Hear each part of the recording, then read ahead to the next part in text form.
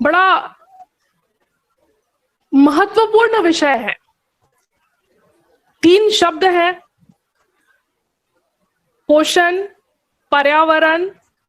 और पंचायत। और सबसे अच्छी बात यह है कि हर वर्ष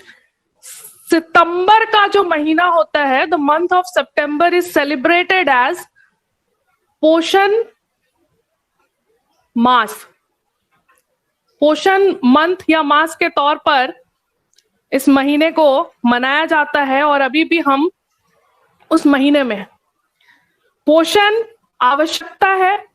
मनुष्य को स्वस्थ रखने के लिए, और जैसा कि मुझसे पहले बोलने वाले जो भी विशेषज्ञ थे उन्होंने अपने अपने व्याख्यानों में कहा है, और जो आगे आएंगे मैंने देखा है बहुत ही अच्छी एक सूची है विद्वानों की जो आज इस विषय पर बोलने के लिए यहाँ उपस्थित हैं। तो निश्चित रूप से उनके अपने अपने जो पहलू हैं, अपनी जो बातें हैं उसको वो रखेंगे। तो पोषण मेरे हिसाब से जो शरीर को पोषण चाहिए वो तो आवश्यक है ही। आपको आज के समय में जब कोरोना महामारी ने पूरे विश्व में अपना आतंक फैलाया हुआ है, हमारा देश भी इससे ग्रसित है, हमारा राज्य ग्रसित है, हमारे लोग जो है इसके चपेट में है, तब हमने देखा है कि कैसा पोषण, किस तरीके का पोषण, घर का बना हुआ खाना, संतुलित आहार खाना और वैसी चीजों को खाना जिससे कि हमारा जो इम्यून सिस्टम है वो मजबूत होता है, आवश्यक है। लेकिन मैं यहाँ पे एक चीज और कहना चाहूंगी कि शारीरिक पोषण तो बहुत आवश्यक है, मानसिक पोषण की भी बहुत आवश्यकता होती है।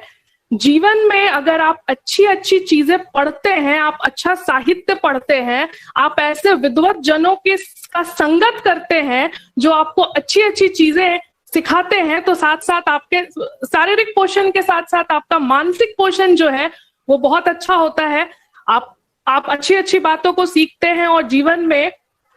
आपका जो आपके परिवार के प्रति दायित्व है, अपने समाज के, अपने राज्य, अपने राष्ट्र और संपूर्ण विश्व के प्रति जो आपका दायित्व है, आप उसका सम्यक निर्वहन करवाते हैं। पर्यावरण 9वीं कड़ी में आज हम हैं और पर्यावरण को लेकर काफी चर्चाएं हो चुकी हैं, और जो भी चर्चाएं हुई हैं उनमें जो विशेषज्ञ आए थे उन्होंने बहुत अच्छे तरीके से एक एक बिंदु जो है पर्यावरण से जुड़ा उसको समझाया है। और वास्तव में इस बात को एक्सेप्ट करने में कोई दो राय नहीं होनी चाहिए कि पर्यावरण अगर स्वस्थ है, पर्यावरण अगर उस क्वालिटी का है जैसा होना चाहिए, तभी हम एज ए ह्यूमन बीइंग यहाँ पे एग्जिस्ट कर सकते हैं। और एग्जिस्ट करने के साथ साथ जो है हम यहाँ रहकर उन सारी चीजों को कर सकते हैं जिसके लिए हम इस पृथ्वी पर आए हैं। जिस प्रयोजन से हमें भेजा गया है वो तभी हम पूरा कर सकते हैं जबकि हम ऐसे पद्धति को अपनाएं जो कि पर्यावरण को कम से कम नुकसान पहुंचाए, क्योंकि पर्यावरण सुरक्षित है तभी मनुष्य जो है वो सुरक्षित है और उसका जो स्वास्थ्य है और आने वाली पीढ़ियां जो है वो सब सुरक्षित है। अभी बहुत अच्छी चर्चा कर रहे थे डॉक्टर विजय, और उससे पूर्व BN ओझा जी और बाकी जो लोग थे, डॉक्टर RC सिन्हा और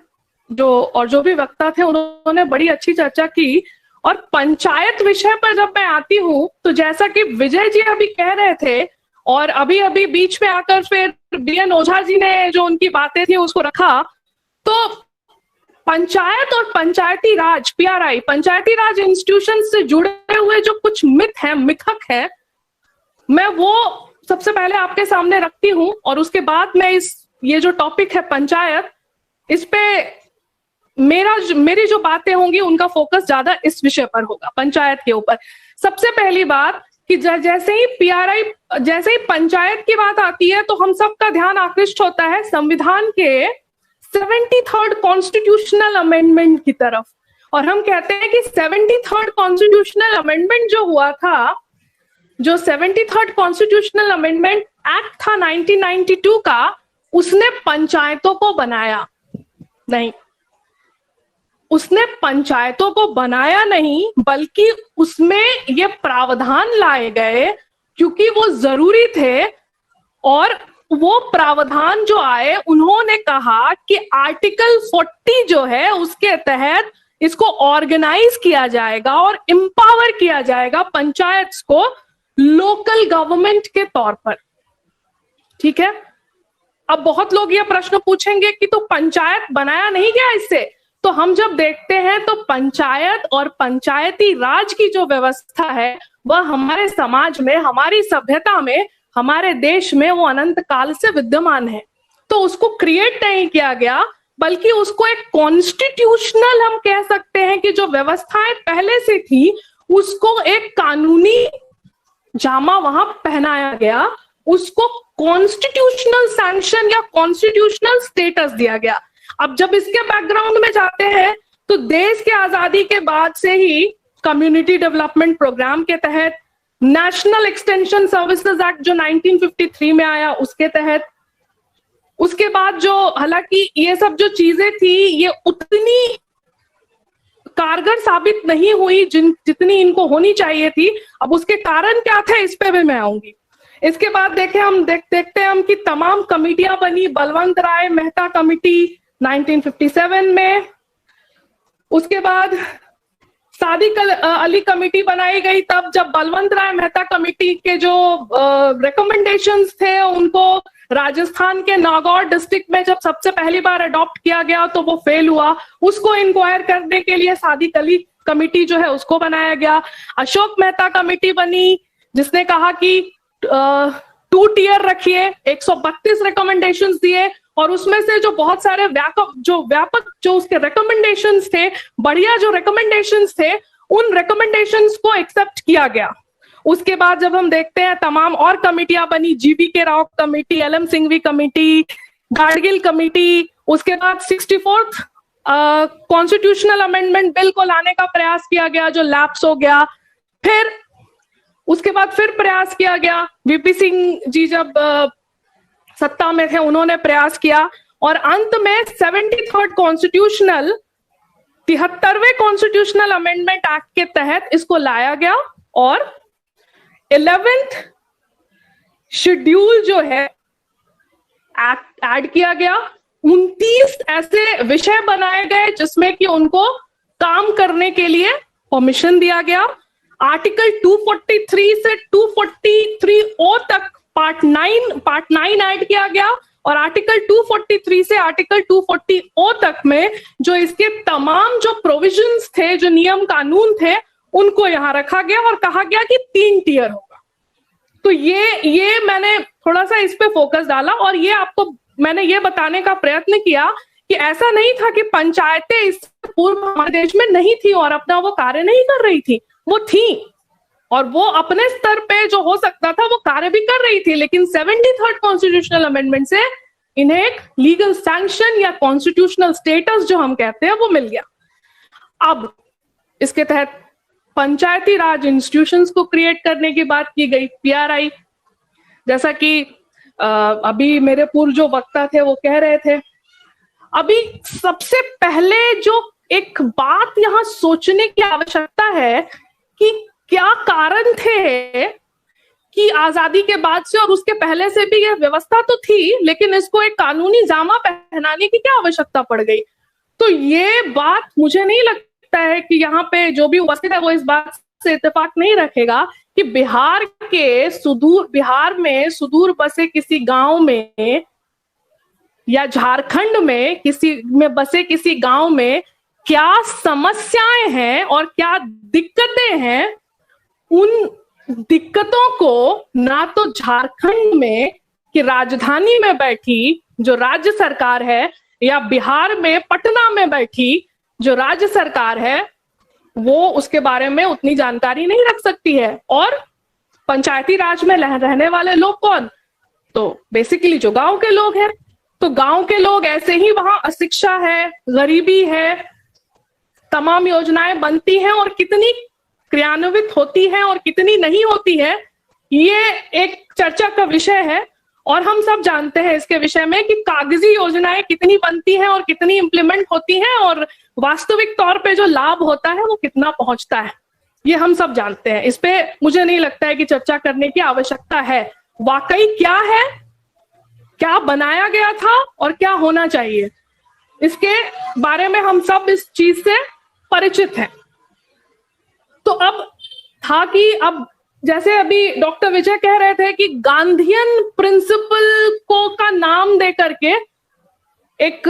जो है इस थॉट को लाया गया, क्योंकि गांधी जी ऐसा सोचते थे कि ग्रास रूट लेवल जो होना चाहिए शासन का वो होना चाहिए, और समस्याएं ग्रास रूट लेवल की जो समस्याएं हैं अगर हम उसका समाधान ढूंढ लेते हैं तो बाकी जो समस्याएं उससे जुड़ी हैं उसका हमें स्वतः ज्ञान हो जाता है और हम फिर उस पर कार्य कर सकते हैं। तो ग्रास रूट लेवल डेमोक्रेसी या कहीं ना कहीं डायरेक्ट डेमोक्रेसी को पार्शियली फुली नहीं ला सकते। हमारे देश में डायरेक्ट डेमोक्रेसी नहीं है। डायरेक्ट डेमोक्रेसी कुछ यूरोपियन जो नेशंस है वहां है, हमारे यहाँ पे डायरेक्ट डेमोक्रेसी नहीं है। कई लोग इसको इस चीज से भी कंफ्यूज करते हैं कि गांधीयन थॉट है, डायरेक्ट डेमोक्रेसी की बात हो गई तो ये तो हमारे यहाँ तो डायरेक्ट डेमोक्रेसी है नहीं। तो नहीं, डायरेक्ट डेमोक्रेसी की बात यहाँ पे very close to direct democracy है। ये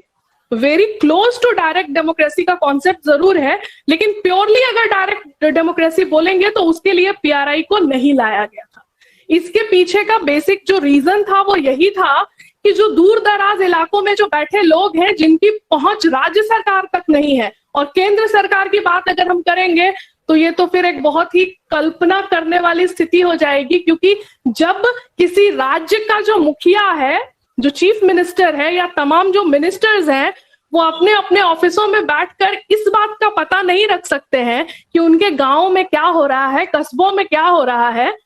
जिन्हें उन्हीं गांव के लोगों ने चुनकर भेजा है। और वही गांव के लोग जो है वो चुनने वाले हैं देश के प्रधानमंत्री और जो कैबिनेट मिनिस्टर्स हैं और जो तमाम मिनिस्टर्स हैं उनको भी अपने अपने राज्यों से, अपने अपने क्षेत्रों से। तो ये बात सोचना कि जब राज्य सरकार से जहां उसकी प्रॉक्सिमिटी क्लोज है वो उसकी बातों को नहीं सुन पा रही है तो केंद्र सुनेगा और केंद्र उस पर एक्शन करेगा, ये तो बड़ी एक कल्पना वाली, फेरी टेल वाली बात है। तो इन्हीं सब चीजों को देखकर इसकी कल्पना की गई। लेकिन अब इसमें जो दिक्कतें हैं जिसके चलते इसका इम्प्लीमेंटेशन नहीं हो पा रहा है पूरा, बिल्कुल नहीं है, ये भी गलत है, क्योंकि बहुत सारे ऐसे राज्य हैं, केरला में है, राजस्थान में है, और भी राज्य ऐसे हैं जहां पे इन्हीं बॉडीज ने बहुत अच्छा कार्य किया है कम्युनिटी लेवल पे। कोऑपरेटिव आप जो फार्मिंग या बाकी जो कोऑपरेटिव चीजें होती है उसके लेवल पे अगर बात करेंगे तो they have set very good examples. लेकिन जो बेसिक रीजन है जिसके चलते तमाम जगहों पर इसका क्रियान्वयन नहीं हो पाया है, उसके जब हम तकनीकी पक्ष को देखते हैं या टेक्निकल एरिया को देखते हैं तो वहां पे हमें दिखता है कि लोकल गवर्नेंस का जो मैटर है वो एंट्री 5 में प्रेजेंट है स्टेट लिस्ट का। अब केंद्र सरकार द्वारा इस पे नियम कानून तो बना दिया गया, लेकिन ये अधीन किसके है? तो राज्यों के अधीन है। अब एक बहुत बड़ा मोटिव जिसके तहत इसको लाया गया था वो था डिसेंट्रलाइजेशन या विकेंद्रीकरण। तो डिसेंट्रलाइजेशन में जिस प्रकार केंद्र सरकार जो है वो अपने हितों को और अपने जो पावर्स हैं उसको पूरी तरह से राज्यों की तरफ जब भी बात उठती है, हालिया समय में हम जीएसटी की बात करें या बाकी विषयों की बात करें तो थोड़ी सी झिझक होती है, क्योंकि पावर सेंटर बने रहना, सेंट्रलाइज दिखाना कि डिसेंट्रलाइज है, लेकिन सेंट्रलाइज बने रहना ये सबकी सोच में शामिल है। आप घरों में देखिए, सास बहू का ही उदाहरण लीजिए ना, कौन सी सास चाहती है कि जब तक शरीर चलता है तब तक जो है उसकी जो सारी ड्यूटीज और रिस्पॉन्सिबिलिटीज और राइट्स है वो सब बहू को चले जाए। नहीं, वो काम जरूर दे देगी लेकिन वो चाहती है पावर उसके हाथ में हो। तो यही चीजें यहाँ भी हैं, यही चीजें यहाँ भी है। और उसके बाद ये चूंकि ये स्टेट लिस्ट में है तो किस राज्य में ये कितनी प्रभावी तरीके से काम करेंगी इसका निर्णय लेने का पावर किसके पास? राज्य सरकार के पास।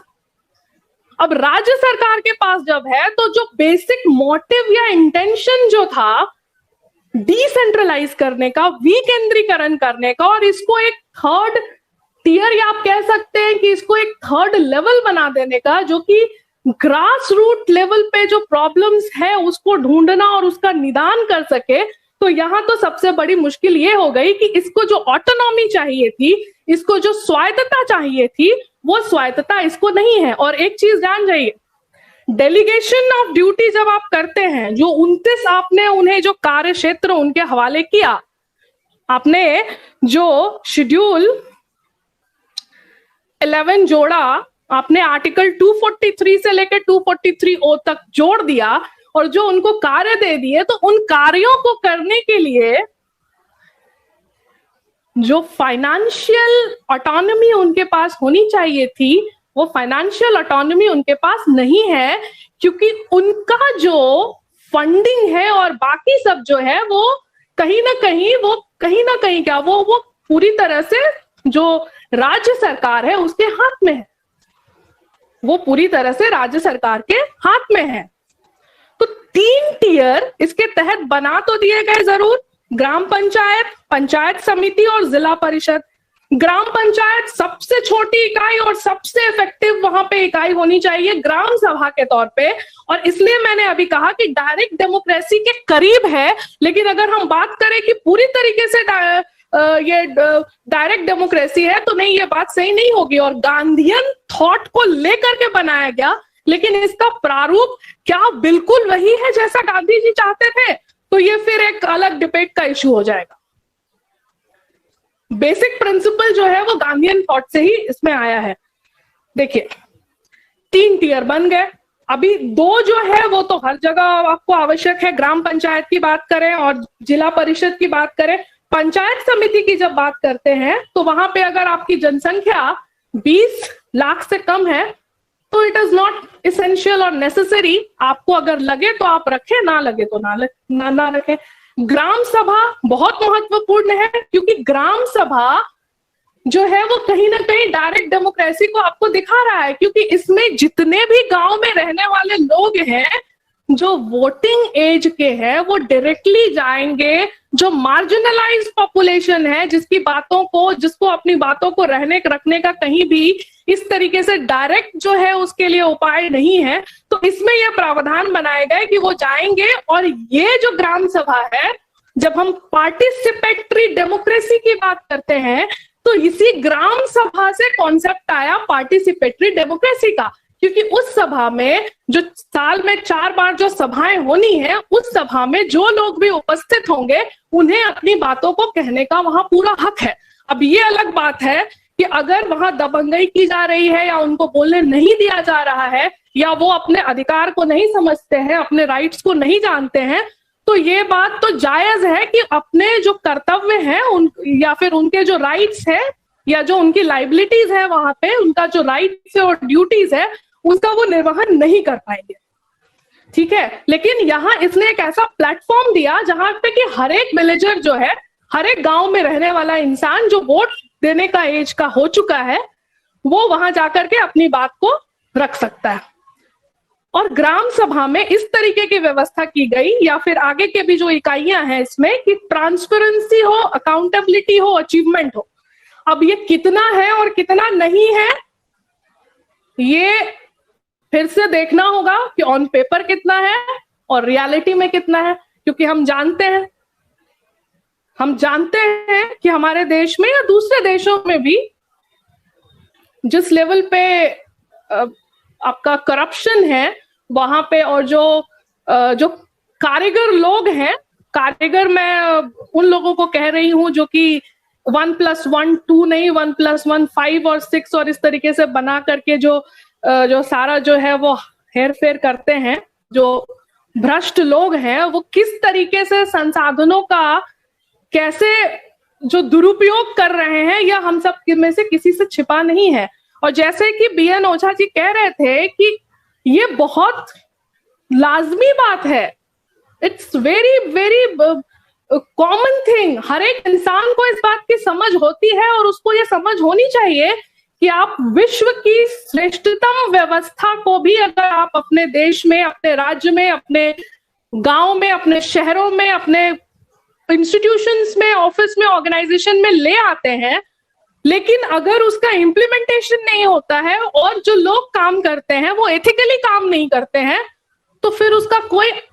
आपको बेनिफिट नहीं दिखेगा, बल्कि उस सिस्टम को इम्प्लीमेंट करने में जो खर्च आपने किया वो खर्च भी व्यर्थ हो जाएगा, क्योंकि स्थितियां जो है वो या तो पहले से 19-20 होंगी, या अगर करप्शन उसी लेवल से पैर पसारता रहा तो और बुरी हो जाएंगी, और बुरी हो सकती हैं स्थितियां। तो ये इसको जो पंचायत और पंचायती राज इंस्टीट्यूशन की जो एक कल्पना की गई और फिर देखा गया कि नहीं, ये वॉलंटरी लेवल पे तो, अपने लेवल पे तो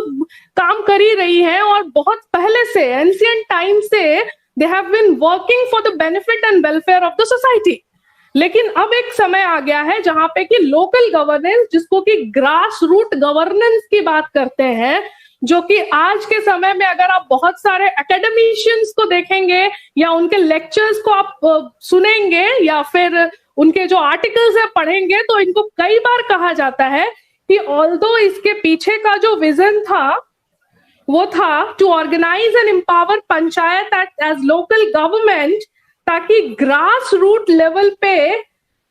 जो है वो एडमिनिस्ट्रेशन हो सके। लेकिन आज के समय में it has become grass without root.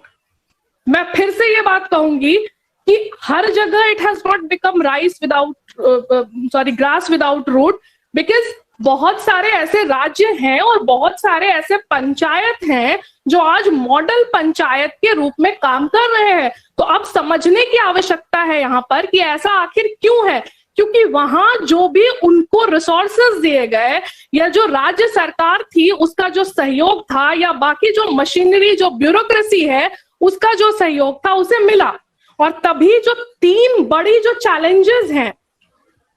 जिसके चलते इसका फेलियर होता है, वो है आपका illiteracy, poverty and non cooperation of the state government. तो जिन पंचायतों में लिटरेसी आ गई, पॉवर्टी जो है उसका लेवल घटा और स्टेट का कोऑपरेशन मिला, और इसके साथ साथ जो लोग थे उन्होंने ईमानदारी पूर्वक काम किया, निष्ठा के साथ काम किया, लोग एक साथ मिले और उन्होंने ऐसी योजनाओं को बनाया और उनका क्रियान्वयन किया। वो आज मॉडल पंचायत के रूप में देश में खड़े हैं। तो इसलिए अगर हम ये कह दें कि ये पूरी तरह से इसको निरस्त कर दिया जाए या ये पूरी तरीके से ये कॉन्सेप्ट फेल हो गया है, तो ये बात उतनी सही नहीं होगी। हालांकि बहुत सारे जगहों पे हम देखते हैं कि जो परेशानियां हैं और जो भी गलत चीजें जो है, जो नहीं होनी चाहिए, वो हमें दिखती है। अब अंत में बात ये रह गई है कि जो चैलेंजेस है, सबसे पहले अगर हमें इसका पूरा क्रियान्वयन करना है तो इसको एक ऑटोनॉमी देने की आवश्यकता होगी, जहां पे इसके पास इंडिपेंडेंट फाइनेंस हो। क्योंकि जब वित्त ही नहीं होगा आपके पास, क्योंकि कहा जाता है कि फाइनेंस जो है it is life blood, it's like a blood of any organisation और एनी बिजनेस। तो यहाँ पे भी आप क्या कर रहे हैं, एक संस्थान है आपका, तो जब इसे फाइनेंशियल सपोर्ट नहीं मिलेगा, जब इसके पास फाइनेंशियल ऑटोनॉमी नहीं होगी और जब इसे उतनी रिसोर्सेज नहीं दी जाएंगी जिसके ऊपर ये काम करके जिस पर्पस के लिए इसको बनाया गया है, क्योंकि आप देखिए ग्रास रूट लेवल पे ही अगर सारी प्रॉब्लम सॉल्व हो जाएंगी या 90% प्रॉब्लम्स को भी आप सॉल्व कर देते हैं, तो ऐसे केस में जो स्टेट गवर्नमेंट है और जो सेंट्रल गवर्नमेंट है उसके पास समय, आज के समय में जो होता है, कर्मचारियों को और जो ब्यूरोक्रेट्स हैं और जो नेता हैं उनके पास जो समय है, उनका समय बचेगा। और अगर वो स्वस्थ मानसिकता के साथ और अच्छे विचारों के साथ देश और राज्य के प्रगति के लिए काम करना चाहेंगे, तो पहले के मुकाबले, आज के मुकाबले उनके पास ज्यादा समय होगा, क्योंकि बाकी जो चीजें हैं वो ग्रास रूट लेवल पे सॉल्व हो जाएंगी। डिसेंट्रलाइजेशन का यही फायदा है। लेकिन विकेंद्रीकरण या डिसेंट्रलाइजेशन को पूरी तरह से लागू करने के लिए आपको, जब आप अथॉरिटी का डेलीगेशन करते हैं, जब आप पावर को डेलीगेट करते हैं, तो उसके साथ साथ आपको रिसोर्सेज का भी डेलीगेशन करने की आवश्यकता है। तो जितनी चीजें हुई हैं अभी, उससे और ज्यादा फाइनेंशियल ऑटोनॉमी देने की आवश्यकता है। ब्यूरोक्रेसी को यह समझना होगा ये हमेशा खटपट दिखती है कि पंचायत कुछ कह रहा है, जो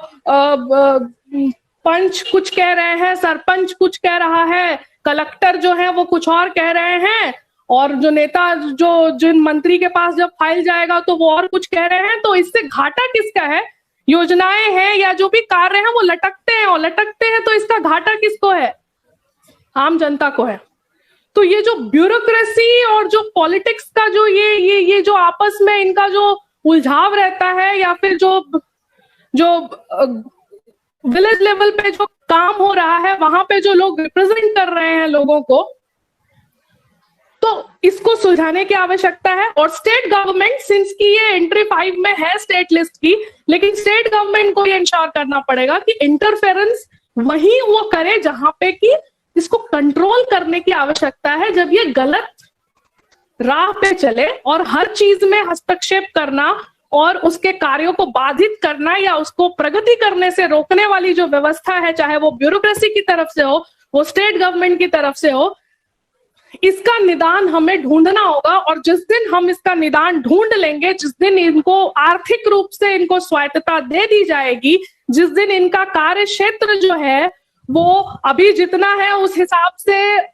जो और कार्य आवश्यक है उनमें उनको जोड़ दिया जाएगा और फाइनेंशियल ऑटोनॉमी मिल जाएगी, और स्टेट का इंटरफेरेंस जो है जितनी आवश्यकता है उतनी ही होगी, उससे ज्यादा नहीं होगी। तो जितनी भी समस्याएं जो है, क्योंकि पंचायत ही वो यूनिट है जो जो गांव के लेवल पे, ग्रास रूट लेवल पे जो पर्यावरण है उसका संरक्षण कैसे हो, लोगों का पोषण कैसे हो, और जो समाज है वो कैसे सुरक्षित रहे, सुंदर बने, गांव सुंदर कैसे बने, वहां जो भी समस्याएं हैं उनका निदान कैसे हो, इसके ऊपर अगर सबसे अच्छी तरीके से कार्य करने का मादा कोई रखता है तो वो उसी स्तर पे बनी, गांव के स्तर पे बनी ही जो इकाइयां हैं, जो ग्राम पंचायत है, पंचायत समिति है और जो जिला परिषद है, उनमें, और खासकर ग्राम पंचायत में जब हम ग्राम सभा की बात करते हैं तो उसकी भूमिका बहुत महती भूमिका होगी, बहुत बड़ी भूमिका होगी। और जरूरत है इस चीज को समझने की कि जो टेक्निकल प्रॉब्लम है वो कहाँ है, और उन टेक्निकल प्रॉब्लम्स का निदान जो है उसको हम कैसे ढूंढे और उसका कैसे इम्प्लीमेंटेशन किया जाए। और निश्चित तौर पे जब आपकी पंचायती राज इंस्टीट्यूशंस जो है या पूरी जो ये चीज है ये ठीक हो जाती है, तो उसके बाद जो है आपका पर्यावरण की बात हो या पोषण की बात हो, वो सारी चीजें जो उससे जुड़ी हुई है उस लेवल पे, वो सब ठीक होती जाएंगी। और हमारा जो गांव है, हमारा जो जिला है, हमारा जो देश है, हमारा जो पूरा विश्व है, वह मनुष्य के रहने के लिए एक आदर्श स्थान बनने की प्रक्रिया है उसके तरफ वो आगे बढ़ता जाएगा। इन्हीं बातों के साथ मुझे लगता है कि मुझे जितना समय दिया गया था मैंने उसका उपयोग कर लिया है, और अब मैं आप सबसे विदा लेती हूँ। नमस्कार।